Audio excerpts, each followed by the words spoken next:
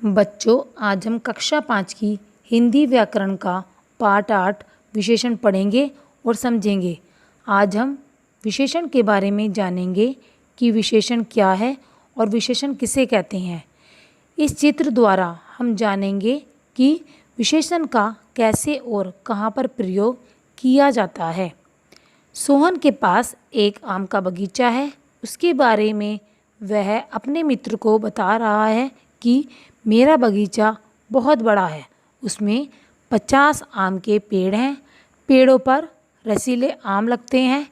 पेड़ों पर कोयल मीठी बोली में गाती है।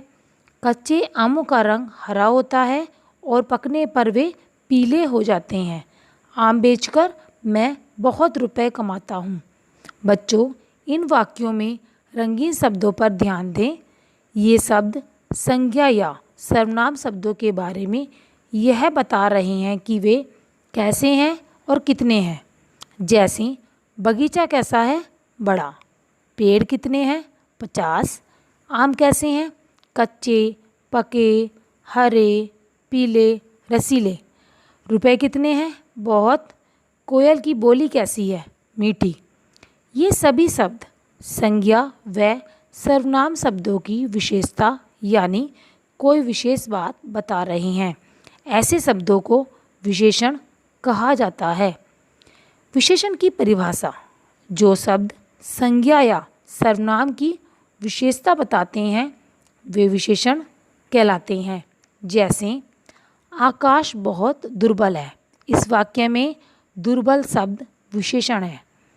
दुर्बल शब्द से आकाश के शरीर की दशा के बारे में पता चल रहा है। मीनाक्षी बहुत सुंदर है।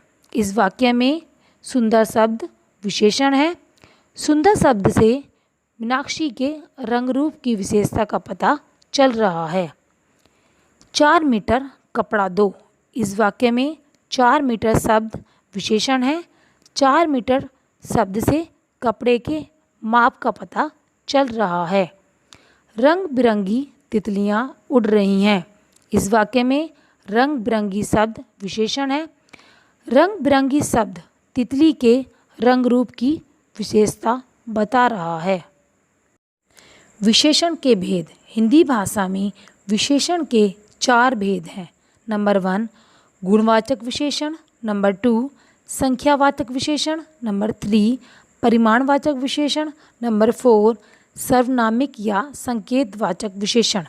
नंबर 1 गुणवाचक विशेषण किसी वस्तु या प्राणी के गुण, दोष, रंग, आकार, प्रकार तथा अवस्था आदि विशेषता बताने वाले विशेषणों को गुणवाचक विशेषण कहते हैं। जैसे सफ़ेद कमल, यहाँ पर सफ़ेद रंग कमल की विशेषता अर्थात उसके गुण के बारे में बता रहा है, इसलिए यह गुणवाचक विशेषण है। पीला आम, यहाँ पर पीला रंग आम की विशेषता अर्थात उसके गुण के बारे में बता रहा है, इसलिए यह गुणवाचक विशेषण है। गुणवाचक विशेषण का उद्देश्य है किसी व्यक्ति अथवा वस्तु का गुण बताना।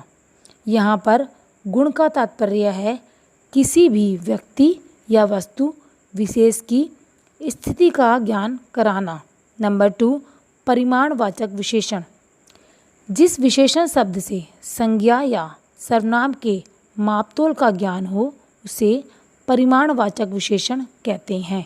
जैसे कुछ सब्जियां, यहाँ पर कुछ शब्द सब्जियों के मापतोल का ज्ञान करा रहा है, इसलिए यह परिमाणवाचक विशेषण है। 5 किलो सब्जी, यहाँ पर 5 किलो शब्द सब्जी के मापतोल का ज्ञान करा रहा है, इसलिए यह परिमाणवाचक विशेषण है।